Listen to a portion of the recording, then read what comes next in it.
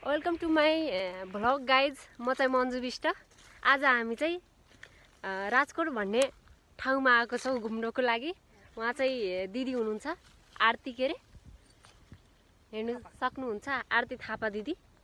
हामी चाहिँ यो राजकोटको भुली राजाको दरबारमा प्रवेश भएका छौँ। यो चाहिँ भुली राजाको दरबार हो। खासमा भन्नुपर्दा पहिला चाहिँ राम्रै थियो, अहिले चाहिँ भत्किएर यस्तो भएको छ।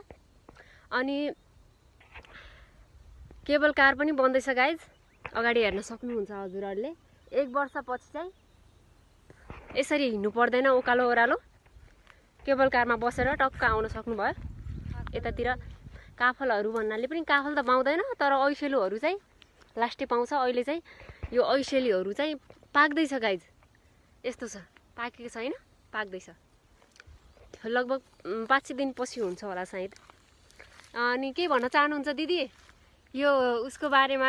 यो भ्यूहरू धेरै राम्रो छ अनि गर्मी मौसममा चाहिँ घुम्न आउनुपर्छ, एकदम राम्रो छ। तर हामीलाई दुःख भयो धेरै हिँडेर हामी हिँडेर आएको गाइज होइन, यस्तो उकालो उकालोमा 4 घन्टामा पुगेको। 4 घन्टामा पुगेको हामी।